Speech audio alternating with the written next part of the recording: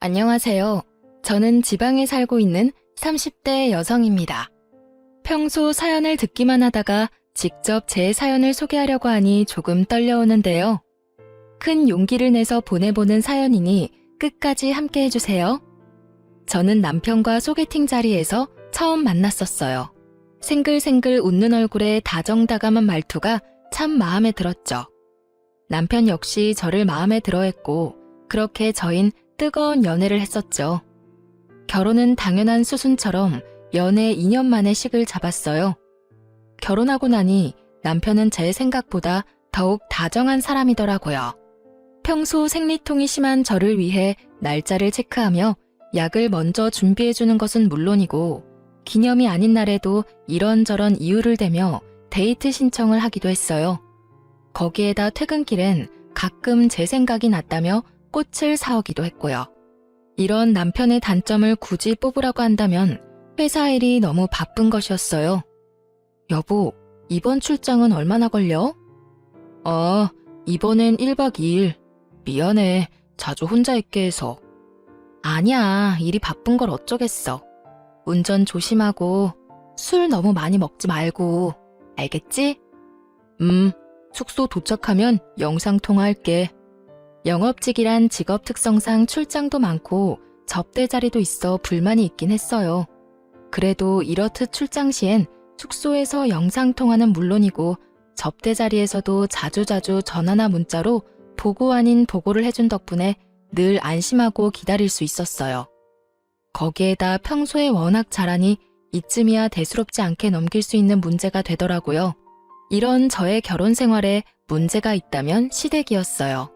결혼한 지 3년이 다 되어 가는데도 임신 소식이 전혀 없다는 것이 문제였죠. 시댁의 임신 압박 스트레스는 생각보다 더 힘들었고 결국 전 결혼 2년 차에 회사를 그만두고 본격적인 임신 준비를 위해 집에서 쉬기로 했죠. 그런데 집에서 쉬기 시작하니 더욱 시댁에서 저를 못 살게 굴더라고요. 왜 다들 아시죠? 뻑하면 시댁으로 불러 온갖 스트레스 덩어리를 주는 그런 시집살이. 저도 별반 다르지 않았어요. 처음엔 임신 압박으로 시작된 시집살이는 점점 갖은 트집을 잡으며 이유 없는 시집살이가 되어가고 있었어요. 전 이때껏 받아본 적 없는 스트레스에 시달리게 되었고 그런 상황에 견딜 수 없었던 저는 결국 남편이 극구 반대하던 병원 이야기를 다시 꺼내게 되었어요. 여보, 우리 아무래도 병원에 가보는 게 좋을 것 같아. 또 그 이야기야? 난 그렇게까지 당신 고생시켜서 아기 가지고 싶지 않다니까. 그냥 기다리다 보면 자연스럽게 생기겠지. 조금만 더 기다려보자, 응? 남편은 여전히 싫다고 했고 결국 진짜 이유를 남편에게 말하게 되었죠. 그게 사실은 나 요즘 어머님 때문에 조금 힘들어서 그래. 거의 날마다 시댁으로 불러서 임신 가지고 뭐라고 하시기도 하고 요즘엔 온갖 트집이란 트집은 다 잡으셔. 지난번엔 내 표정이 우중충해서 오던 아기도 도망간다고 말하셨다고. 뭐? 그게 정말이야? 그래서 너무 힘들어. 그러니까 우리 병원 가자. 뭐라도 해보자, 응? 진작 나한테 말하지 그랬어. 우리 집은 내가 잘 해결할 테니까 병원은 좀 더 생각해보자. 다시 한번 말하지만 당신 힘들게 고생시켜가면서까지 아기 가지고 싶지 않아서 그래. 그러니까 조금만 더 기다려보자. 우리 집은 걱정하지 말고. 이렇게까지 말하는데 제가 뭐 할 말이 있겠어요. 그냥 남편을 믿어보기로 했죠. 무엇보다 저를 위하는 마음만큼은 제가 확신하고 있었으니 이제 좀 괜찮아지겠거니 했고요. 하지만 남편의 호언장담과는 달리 시모는 계속해서 저를 시댁으로 불렀고 혼자서 괴롭히는 것은 성에 차지 않았는지 어느 순간부턴 시누이까지 집으로 불러 두 사람이 합심해 저를 괴롭히기 시작하더군요. 이 또한 지나가리 하며 참고 또 참았는데 결국 저의 서러움과 화가 터져버리는 일이 생기고야 말았죠. 그날은 시모에게 전화가 와 미역국과 갈비찜을 먹고 싶으니 재료를 좀 사오라고 하더라고요. 전 그런가 보다 하고 장을 봐 시댁으로 갔고 시모의 닭달에 엉덩이 한번 땅에 붙이지 못하고 음식을 만들기 시작했죠. 한창 음식을 하다 보니 시누이가 왔고 역시나 신우이는 주방으론 얼굴도 비치지 않고 시모와 수다를 떨기 바쁘더라고요. 얼마나 얄미운지 요리하는 내내 정말 욕이 절로 입에 머무는데 얼마나 참았는지 모릅니다. 그렇게 음식을 다 하고 나자 마치 하이에나처럼 신우이와 시모가 주방으로 들어오더군요. 옳게, 다 했어? 네, 다 했어요. 간 좀 보실래요? 맛있어 보이네. 엄마, 이거 담을 통 좀 줘. 신우이는 시모에게 음식을 담을 통을 요구했고 시모는 묻지도 않고 당연하다는 듯 통을 주더라고요. 시모에게 통을 받은 신우이는 저에게 아무 말도 없이 음식들을 남김없이 통에 싸기 시작했어요. 도대체 이게 무슨 상황인가 싶더라고요. 제가 기껏 다 한 음식을 한 번 물어보지도 않고 당연하다는 듯이 통에 다 담아버리는 신우이와 그런 신우이에게 더 필요한 건 없냐고 하는 시모. 전 끓어오르는 화를 누르며 두 사람에게 물어봤어요.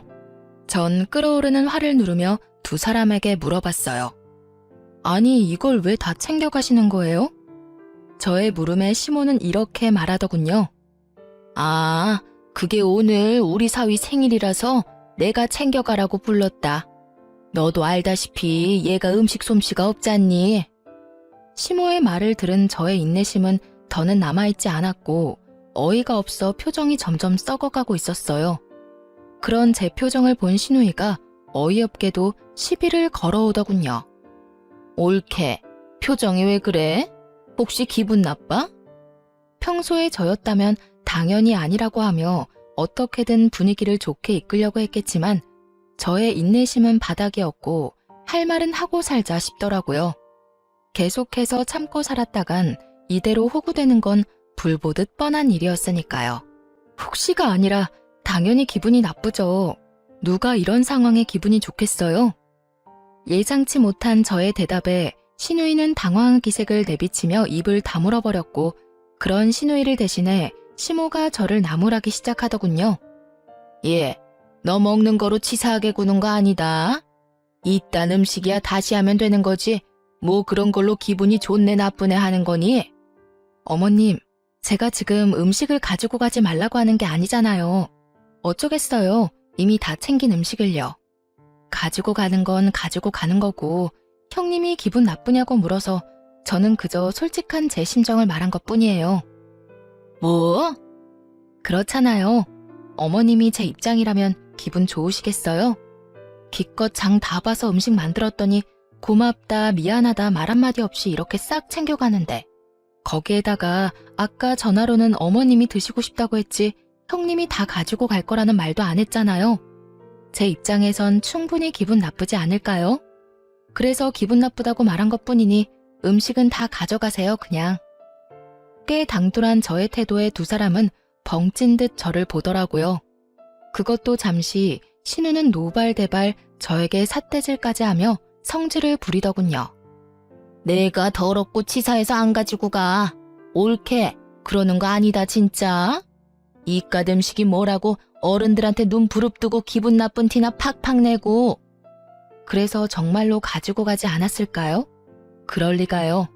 큰 소리치며 화를 내던 신우이는 제가 화장실을 잠시 간 사이 그 많던 음식을 국물 한 방울 남기지 않고 싹 챙겨갔더군요.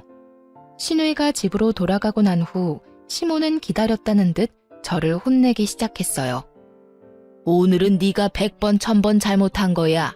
어떻게 시어머니하고 신우이한테 그렇게 인상을 쓰면서 기분이 나쁘다고 말할 수가 있니?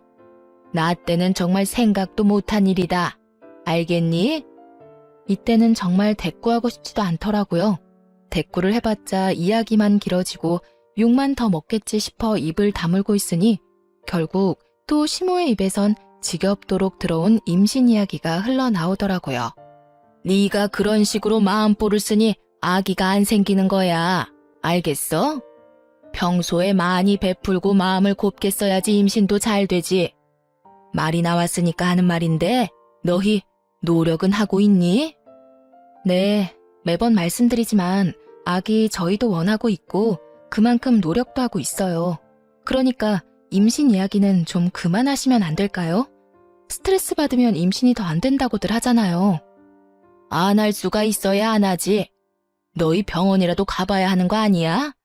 에휴, 다른 집 애들은 임신만 잘 된다고 하던데 우리 아들이 문제가 있을 리는 없고. 너 검사는 해봤니? 너한테 문제 있는 거 아니니? 그러지 말고 너 혼자 병원 좀 가보렴. 혼자 가기 그러면 내가 따라가 줄 테니 예약부터 좀 잡아봐. 저에게 문제가 있다고 확신에 차서 말하는 시모를 보던 전 결국 다시 화가 터져버렸고 입이 시원하게 터져버린 저는 시모에게 따지고 들었습니다. 어머님, 혹시 아범 전화 못 받았어요? 아범이 전화한다고 했는데요. 전화? 무슨 전화? 아니, 여기서 우리 아들 이야기가 왜 나오니? 나올만 하니까요. 저도 어머님 말씀처럼 병원이라도 가보려고 했는데 어머님 아들이 한사코 싫다고 거부해서 이러지도 저러지도 못하고 있다고요. 저라고 손 놓고 있고 싶어서 이러고 있는 줄 아세요? 어머님, 임신 안 돼서 제일 힘든 사람은 저라고요, 저. 우리 아들이? 왜 그랬지? 너 혹시 거짓말 하는 거 아니니?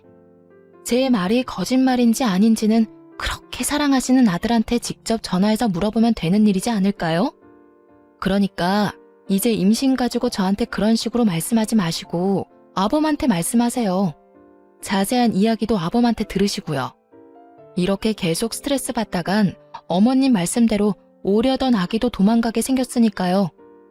그야말로 제 입에선 울분이 터져나오고야 말았고 더는 저를 건드리면 안 되겠다는 현명한 판단을 한 시모는 헛기침을 해대며 말을 돌려버리더군요. 너는 왜 소리까지 지르고 그러니? 그냥 좋게 좋게 말하면 될 것을. 그나저나 비가 오려나 무릎이 왜 이렇게 아픈 줄 모르겠구나.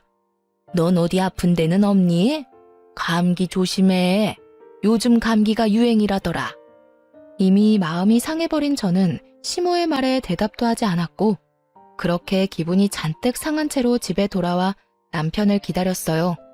이런 분위기일 거라 전혀 상상치도 못한 남편은 오랜만에 일찍 마쳤다며 꽃을 사들고 집으로 돌아오더라고요.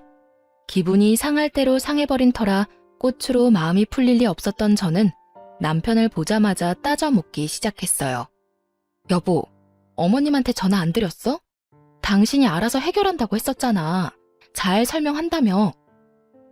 깜빡했다. 왜? 무슨 일이 있었어? 혹시 오늘도 불려갔다 온 거야? 오늘은 미역국이랑 갈비찜 드시고 싶다고 하셔서 기껏 장봐서 음식 다 만들어놨더니 형님이 싹싹 긁어가더라고. 그래서 이게 뭐 하는 경우인가 싶었더니 아주버님 생일이라서 나한테 음식 만들라고 했더라고. 뭐? 누나 진짜 미친 거 아니야? 자기 남편 생일 음식을 왜 당신한테 만들래? 거기서 끝인 줄 알아? 기분 나쁘냐고 하길래 기분 나쁘다고 했다고 혼나고 형님 가시고 나니까 임신 못한다고 또 혼나고.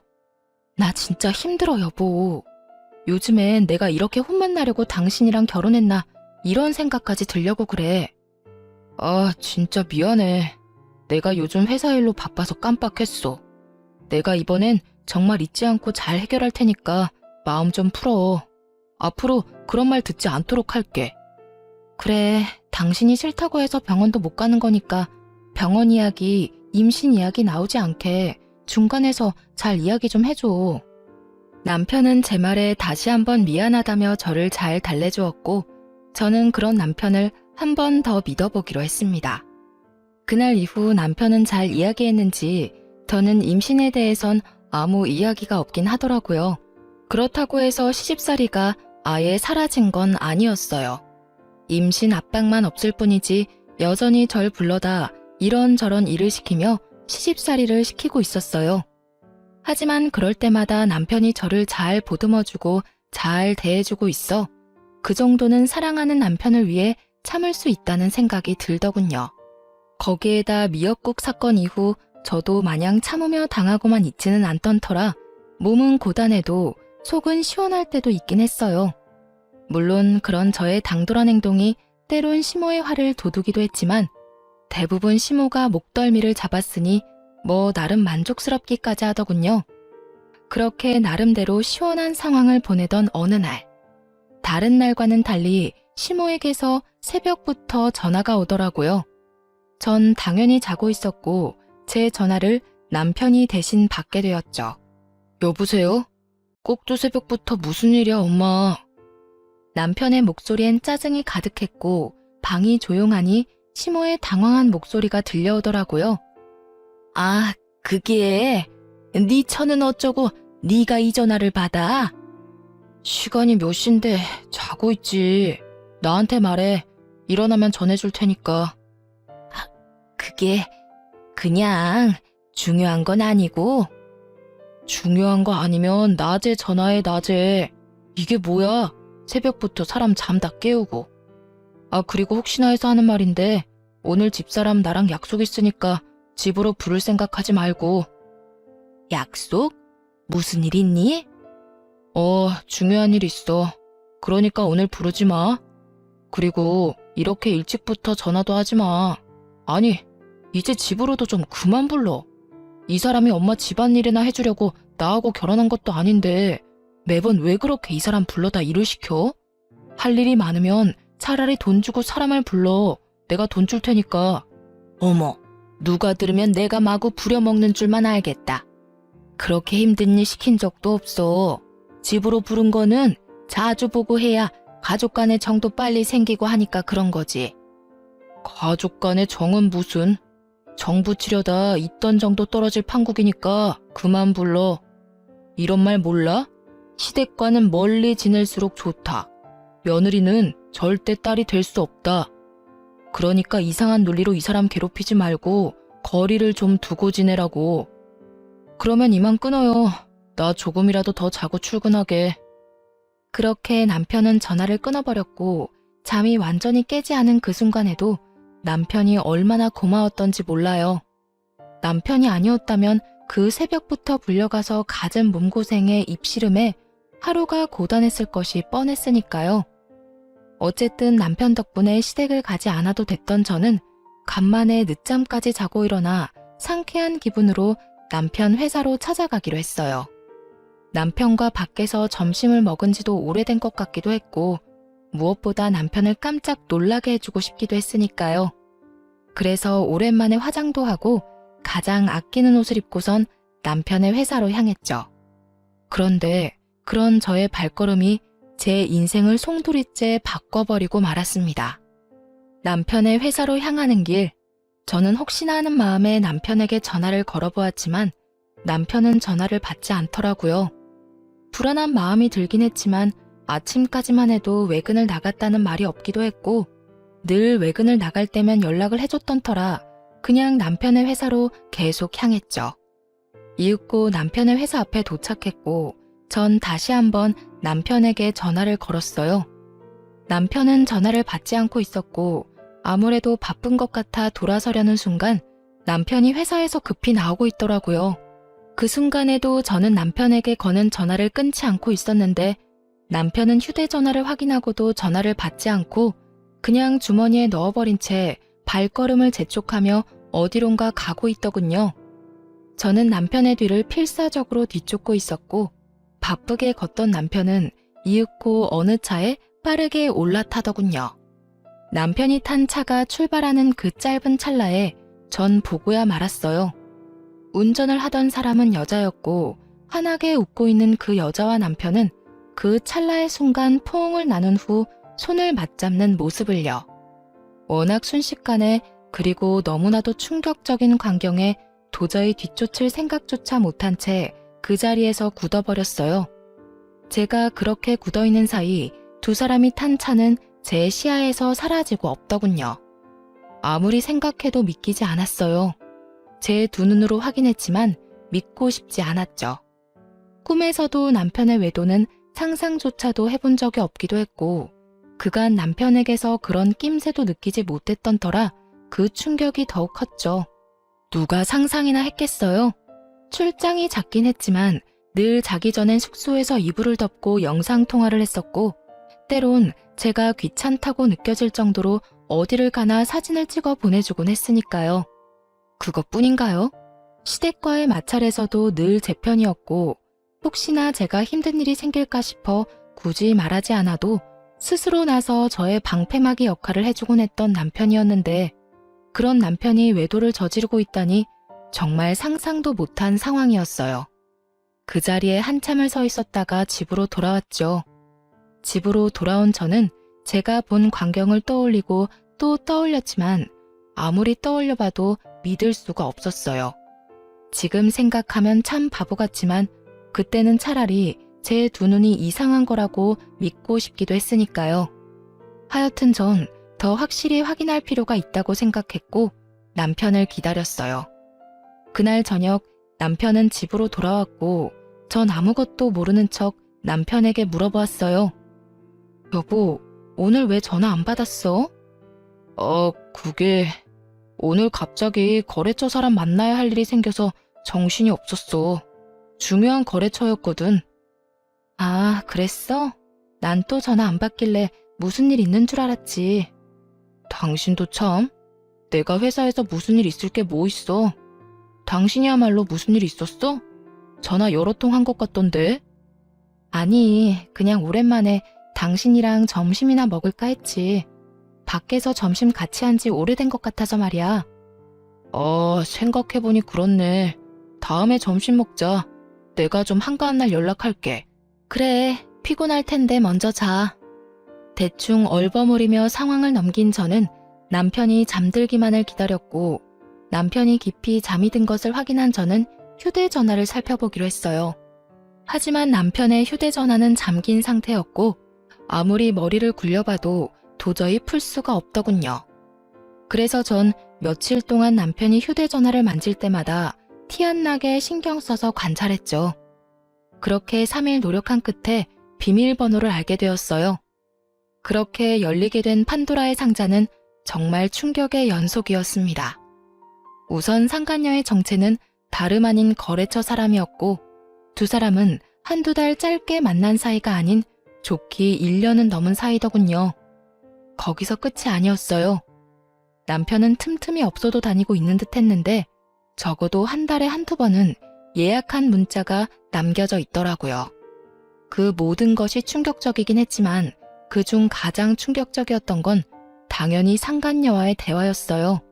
자기야, 우리 이러다 나 임신이라도 덜컥하면 어떻게 해? 그런 걱정은 하지도 말라니까.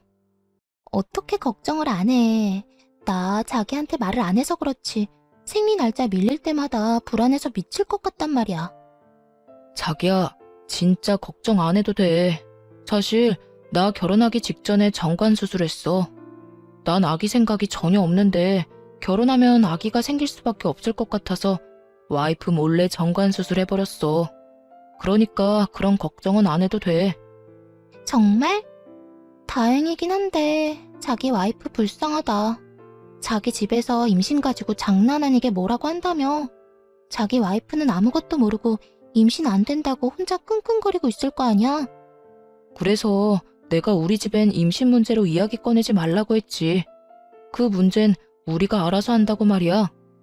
요즘 같은 세상에 굳이 왜 애를 낳아야 하는지 난 이해가 안 돼. 난 자유를 누리고 살고 싶다고. 그런데 애가 있다고 생각해봐. 자유가 되겠어? 상상만 해도 너무 싫어. 그게 무슨 고생이야. 밖에선 돈 번다고 힘들고 집에 들어가선 애랑 마누라 본다고 힘들고 안팎으로 그게 무슨 고생이냐고. 그야말로 억장이 무너지더라고요.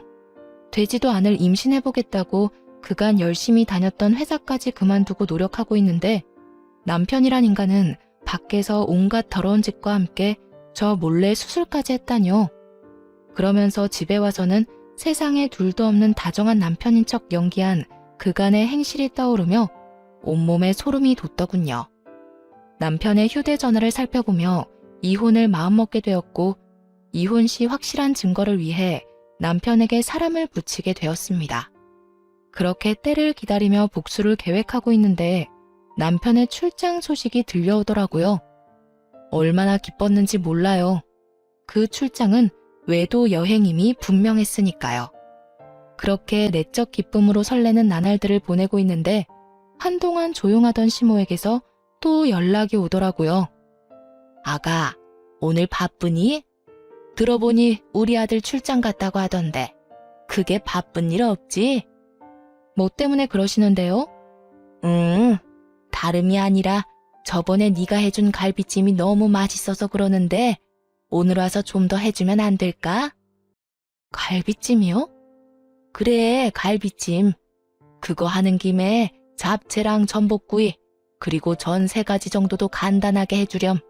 급하니까 지금 바로 장 봐서 오려무나. 제가 바보가 아닌 이상 알 수 있더군요. 이번에도 신우이의 짓이구나 하고요. 누가 들어도 잔치 음식임을 알 수 있었고, 또 내 손을 빌려 신우이의 시댁어른 중 한 명의 생일상을 차리려고 하는구나 하고요. 그렇게 전 100% 신우이가 필요한 것이라 확신했고, 알겠다고 말하고선 장을 봐 시댁으로 갔어요. 시댁에 들어서는 저의 예상대로 신우이는 소파에 앉아 TV를 보고 있었고, 저를 보고서도 인사조차 하지 않더군요. 이번에도 음식을 다 만들었다 싶으니 신우이는 주방으로 슬금슬금 들어와 고맙다는 말 한마디 없이 음식만 쏙 챙겨가 버리더군요. 저 역시 기대도 하지 않았던 터라 그냥 그렇게 신우이를 보내주었고, 저 역시 집으로 돌아가기 위해 가방을 챙기니 시모가 득달같이 다가와 닥달하더라고요. 너 뒷정리는 안 하니? 주방을 저꼴로 만들어 놓고 그냥 가면 뒷정리는 누가 해? 평소 저는 정리를 하며 음식을 하는 스타일인데 그날은 정리는커녕 더욱 어지르며 음식을 만들었고, 그 덕분에 주방은 엉망진창이 되어 있었죠. 일부러 주방을 그 꼴을 만들었던 저였기에 저는 시모를 바라보며 이렇게 말했어요. 어머님, 저도 웬만하면 뒷정리까지 해놓고 가고 싶은데 아시다시피 오늘 만든 음식 가짓수가 많잖아요. 그래서 그런지 몸살이 오려나 몸이 으실으실한 게 금방이라도 쓰러질 것 같아서요. 그러니까 뒷정리는 어머님이 좀 해주세요.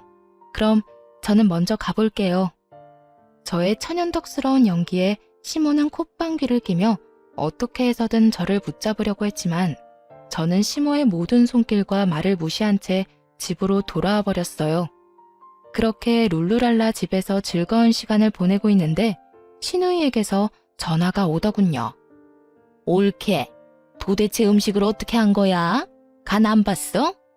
음식이 죄다 짜고 달고 쓰고, 아우 정말 이게 뭐야? 그래요. 누구 좋으라고 정성껏 맛있는 음식을 차릴 필요가 있겠어요? 음식으로 장난치지 말라는 말이 있지만 한번 당해바란 심정으로 소금 2봉지와 간장 1통을 거기서 다 쓰고 왔어요. 당연히 사람이 먹을 만한 음식이 아니었는데 여우 같은 신우는 당당하게 자신이 요리했다고 시댁에 가져간 거였죠. 간도 하나 안 보고 말이죠. 자기가 직접 요리한 척 연기한 가증스러운 신우에게 한마디 건넸어요. 그렇게 잘하면 형님이 직접 하시지 그랬어요? 뭐? 지금 그걸 말이라고 해? 이딴 식으로 할 거였으면 내가 했지. 왜 한다고 나서서 이런 망신을 당하게 해? 아니, 해달라고 한 사람이 누군데 이제 와서 제 탓을 하세요? 저는요, 해달라고 해서 해준 것뿐이지 맛있게 한다는 말은 한 적이 없다고요. 제 말에 약이 오를 대로 오른 신우이는 언성을 높이며 화를 내기 시작하더라고요. 야, 너 말 다 했어? 너 일부러 이딴 식으로 만들었구나. 일부러 그랬다. 오냐오냐 해주니까 내가 무슨 혹은 줄 알았나 본데. 야, 앞으로 네 식구들 입으로 들어갈 음식은 네 손으로 직접 해먹여. 자신 없으니 네 엄마 시키던가. 어디서 이거 해라 저거 해라 시켜먹고 난리야? 뭐? 너 진짜 미쳤어? 나한테 이딴 식으로 굴고도 무사할 줄 알아? 아이고 무서워라. 너무 무서워서 온몸이 다 떨리네. 야, 너 진짜 이딴 식으로 나올 거야? 이딴 식으로 나올 거니까 더 험한 말 듣고 싶지 않으면 전화하지 마. 다시 한번 이딴 일로 나한테 연락하면 나도 진짜 가만 안 있을 거니까. 내가 네 잘난 그 시댁에 연락해서 당신네 며느리가 사실은 아무것도 할 줄 모르면서 그저 머릿속엔 돈밖에 모르는 머리 빈년이라는 사실 다 알려버릴 테니까. 알겠어? 저의 으름장에 신우이는 갖은 욕설로 대응하고 나섰지만 더 들을 가치도 없다고 판단된 저는 그냥 전화를 끊어버렸어요. 그리고 몇 분이나 지났을까요? 이번엔 시모에게서 전화가 오더라고요. 너 진짜 제정신이니?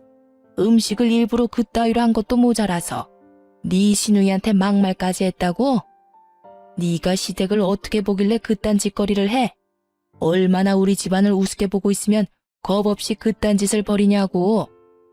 오는 말이 곱지 않았으니 나가는 말이 곱지 않았던 건 당연한 거 아닐까요? 뭐? 승연이가 너 제정신 아닌 것 같다고 하더니 정말 미친 거니? 정신 차려. 나 네 친구 아니고 네 시엄이다. 어디서 말을 그따위로 하는 거야? 너 진짜 크게 혼나야 정신 차릴 거니? 아니, 제가 뭘 잘못했다고 혼까지 나야 하나요? 애초에 두 사람이 저한테 한 행실 자체가 말도 안 될 뿐더러 파렴치한 행동이라곤 생각 못하는 건가요? 제가 그 집 노예도 아니고 틈만 나면 불러서 시켜먹는 것도 모자라 형님 시댁 잔치 음식까지 시키는 건 정말 도를 지나치는 행동 아닌가요? 제가 무슨 그 집 종인가요? 가족끼리 서로 도울 수도 있는 거지 뭘 그렇게까지 비하하고 난리니? 비하요? 정말 그렇게 생각하세요? 그럼 제가 저희 친정 부모님 생신날 형님 불러다 음식 시켜도 괜찮겠네요. 어머님 말대로 가족끼리 돕는 거니까요. 마침 곧 있으면 저희 아빠 생신인데 그때 그럼 부탁 좀 드리면 되겠어요. 뭐? 그건 경우가 아니지. 어디 손윗사람을 불러다 친정 잔치상 차리는 걸 시켜? 그런 경우가 세상에 어디 있니? 그러니까요. 이제 제 입장이 이해가 되세요? 그러니까 다신 이런 일로 저한테 연락하지 마시고 저 역시 시댁에 다신 발걸음도 안 할 거니 부르지도 마세요. 이혼할 마음을 먹고 나니 더는 부당한 대우를 참아줄 필요도 이유도 없었기에 전 그간 하고 싶었던 말을 토해내고 전화를 끊어버렸어요. 일방적인 끝맺음에 시모는 득달같이 전화를 해댔지만 전 사뿐히 그 전화들을 무시해버렸습니다. 다음 날 전 다음 계획이었던 상간녀의 남편을 만났어요. 흥신소에서 조사한 바론 상간녀는 유부녀의 자녀까지 있었고 그랬기에 저는 상간녀의 남편에게 모든 사실을 알리기로 한 것이었죠.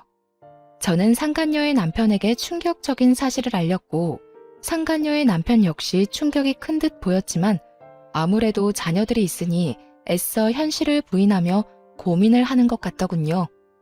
혹시 지금 출장 가지 않았나요? 그걸 어떻게... 혹시 그럼...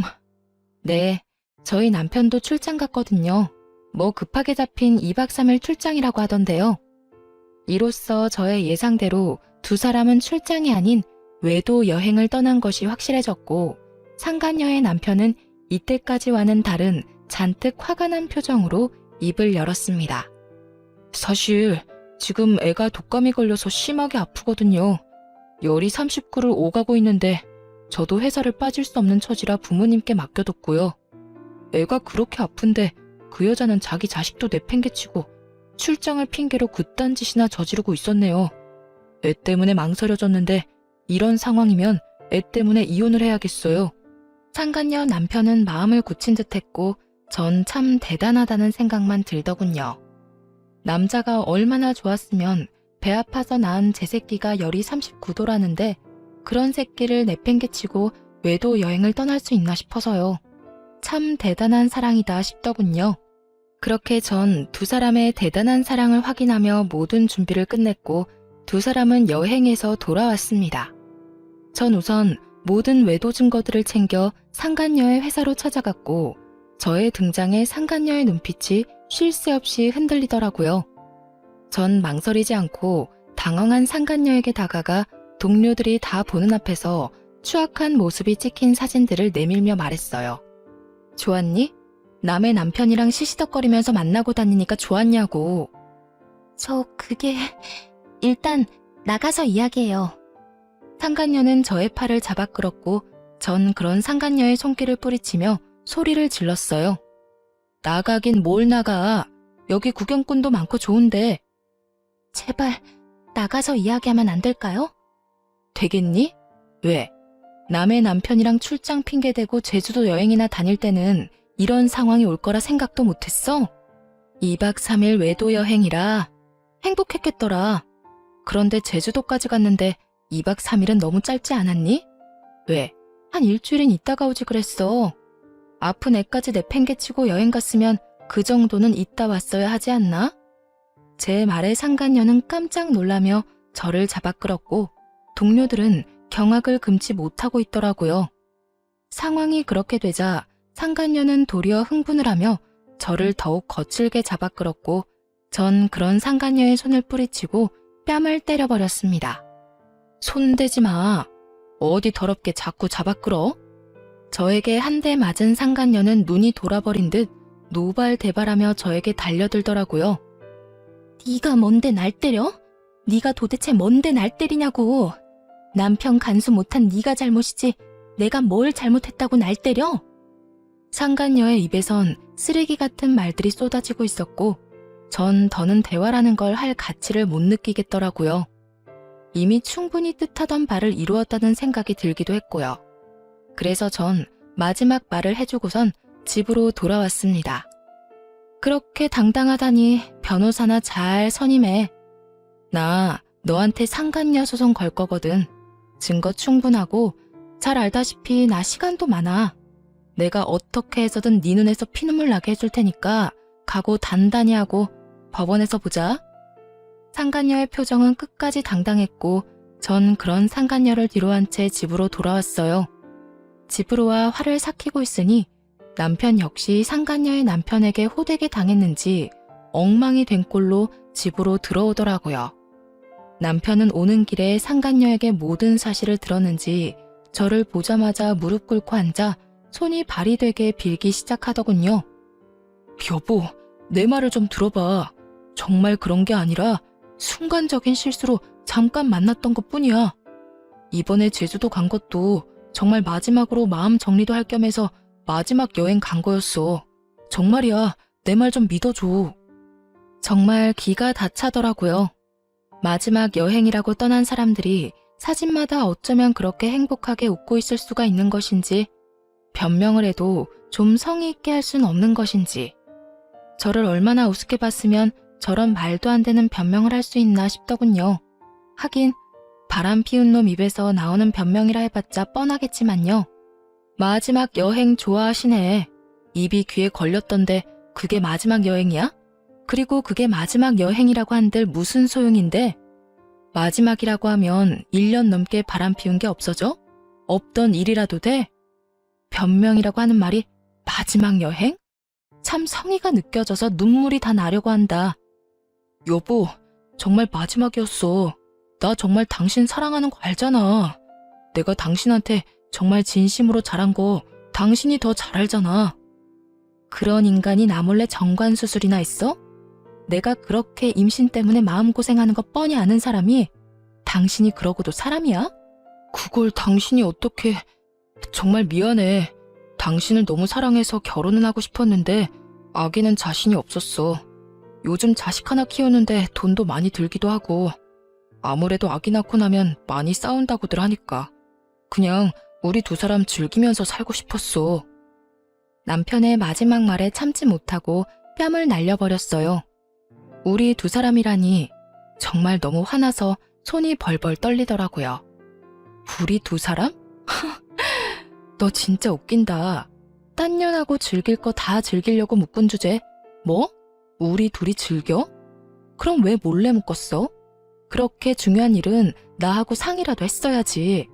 난 그것도 모르고 당신 엄마한테 온갖 모진말이란 말은 다 들으면서 살았는데 그런 식으로 날 속일 거면 나하고 결혼은 왜 한 거야? 더러운 짐승만도 못한 자식. 그냥 이 여자 저 여자 만나면서 즐기고 살지 왜 내 인생까지 구렁텅이로 몰아넣었냐고. 전 울분을 토해내기 시작했고 그런 저를 남편이 안으려고 손을 뻗더라고요.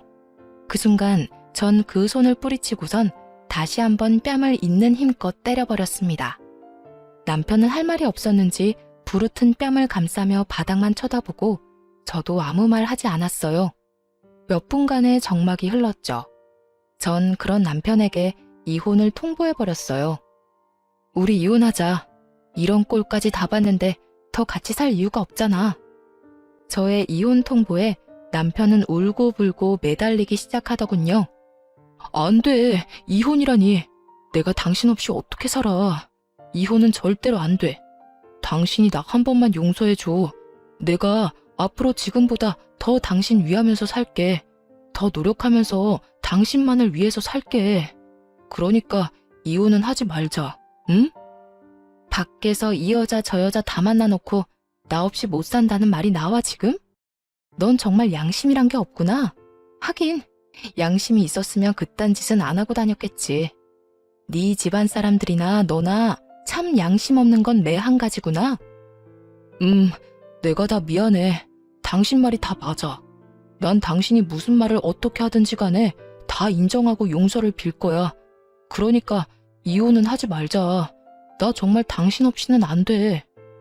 정말 남편의 눈에서 흐르는 눈물을 보고 있자니 온몸에 벌레가 다 기어다니는 기분이 들며 같은 자리에 있고 싶지도 않더라고요. 그 순간 이혼에 대한 저의 의지는 더욱 확고해졌고 마지막까지 매달리는 남편을 뿌리치곤 미리 싸뒀던 짐을 챙겨 그 집을 나와버렸습니다. 그렇게 이혼 소송과 상간녀 소송을 진행했어요. 생각보다 절차가 많아 고단했지만 증거가 너무 확실해서 제가 원하는 결과를 얻고 끝이 났습니다. 소송이 진행되던 사이 전 남편과 상간녀는 회사에서 쫓겨나다시피 사표를 냈다고 하더군요. 상간녀 역시 이혼은 자명한 일이었고 상간녀와 남편 두 사람은 이중으로 위자료를 지급해야 했었기에 그간 모았던 돈은 물론 빚까지 내야 하는 건 불보듯 뻔한 일이었죠. 거기에다 그 대단하던 사랑도 소송 앞에서는 별 수 없었는지 소송이 진행되는 내내 눈만 마주치면 서로를 탓하며 싸우기 바쁘더군요. 이게 다 너 때문이야. 네가 먼저 술 한잔하자고 나한테 연락했잖아. 내가 먼저 그랬다고? 말은 바로 해야지. 가끔 만날 때마다 은근슬쩍 스킨십하면서 꼬신 사람이 누군데? 하도 노골적이게 다가오길래 불쌍해서 술 한잔하자고 했더니 좋다고 나와서 술 취한 척 해놓고 지금 누가 누굴 탓해? 노골적? 참나. 노골적으로 쳐다본 사람이 누군데? 하여튼 이건 전부 네 탓이야. 다 너 때문이라고. 너 때문에 난 내 자식도 못 보고 살게 생겼어. 어떻게 책임질 거야? 그렇게 자식 생각하는 여자가 애 내팽개치고 나랑 제주도까지 갔냐? 이제 와서 모성에 넘치는 척하기는. 뭐? 나쁜 놈이 너 말 다 했어? 다 했으면 어떻게 할 건데? 막장도 그런 막장이 없는 싸움질을 하던 두 사람은 소송이 끝날 즈음엔 서로 눈도 마주치지 않더군요. 결국 저런 막장으로 끝맺음을 할 것을 왜 가정까지 버렸나 싶어 약간 씁쓸하긴 하더군요. 두 사람의 잘못된 선택으로 인해 저를 포함해 어린 자식까지 씻을 수 없는 상처를 받았으니까요. 그렇게 찢어진 두 사람의 소문은 널리 잘 퍼졌고 그 덕에 같은 업계 취업은 불가능해 보였죠. 불륜 남녀라는 타이틀이 꼬리표처럼 따라다닐 테니까요. 그 후 이젠 끝이겠거니 했는데 시모한테서 휴대전화에 불이 나게 전화가 계속해서 오더라고요. 여전히 제가 호구짓이나 하던 만만한 며느리라 생각하는 게 분명해 보였어요. 물론 저는 그 전화를 받지 않았고 제가 무시를 하니 문자가 오더군요. 너 진짜 이런 식으로 끝낼 작정이니? 남자가 사회생활 하다 보면 바람 필 수도 있고 그런 거지. 뭘 그런 거 가지고 이혼을 하니? 그런 실수쯤은 눈 감아주고 그냥 사는 거야. 알겠니? 네 친정 부모님들한테 물어봐라. 다들 그렇게 참고 산다고 하시지. 그러지 말고 그냥 눈 한번 질끈 감고 살아. 내가 그저께 네 남편 우리 집에 찾아온 거 안 받아줬다. 우리가 안 받아줬으니 아마 갈 데도 없을 거다. 그러니 네가 이럴 때 먼저 연락해서 다시 잘해보자고 해. 이럴 때 네가 손 한번 내밀어주면 네 남편이 앞으로 살면서 얼마나 잘하겠어?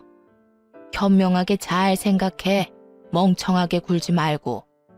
문자를 보는데 참 웃음밖에 안 나더라고요. 저희 친정 부모님요. 저의 이혼 사유를 듣자마자 전 남편은 가만두지 않겠다고 하시면서 당장 찾아가시려는 거 겨우겨우 뜯어 말렸어요. 꼴 같지도 않은 전시모의 문자에 네 딸한테나 그렇게 말하라고 쏘아붙여주고 싶은 거 괜히 말 섞고 싶지도 않아 답장은커녕 차단으로 답을 대신했네요. 그 후론 저는 잘 지내고 있어요. 사실 잘 지내기 시작한 건 얼마 되지 않았어요. 이혼은 하고 난 후 처음에는 참 힘들더라고요. 나름 결혼 생활을 하면서도 나름 독립적으로 살아왔다고 생각했는데 매달 생리를 할 때나 몸이 아플 때면 말하지도 않았는데 약을 사다 주던 전 남편이 간혹 떠오르는 제 자신이 너무 싫더라고요. 이혼을 후회했다 이런 마음이 든 건 전혀 아니었지만 이따금 찾아오는 외로움과 쓸쓸함이 저를 참 많이도 괴롭히긴 했었어요. 하지만 시간이 약이라는 말이 있듯이 차츰차츰 전 괜찮아졌고 얼마 전엔 취업도 했어요. 전에 다니던 회사는 아니지만 꽤 괜찮은 회사에 취업하게 되어 하루하루 바쁘지만 온전히 저를 위한 시간을 보내며 잘 지내고 있답니다. 새로운 보금자리는 위자료 받은 걸로 해결했어요. 덕분에 시간적으로나 금전적으로나 조금은 여유로운 생활을 하고 있어요. 처음 이혼을 하고 난 후 밖에서 혼자 밥 먹는 것이 참 어색하고 힘들었는데 요즘엔 혼자 식당도 잘 다니고 혼자 조용한 카페에 가서 책도 읽으며 시간을 보내기도 해요. 하여튼 요즘은 힘들다, 슬프다 이런 감정을 느낄 새도 없이 하루하루 행복하고 알차게 지내며 나름 만족스러운 삶을 살아가고 있답니다. 이로써 저의 이혼 사연은 끝이 났습니다. 많은 조언과 응원 부탁드리며 지금까지 저와 함께 해주셔서 감사합니다. 좋은 하루 되세요.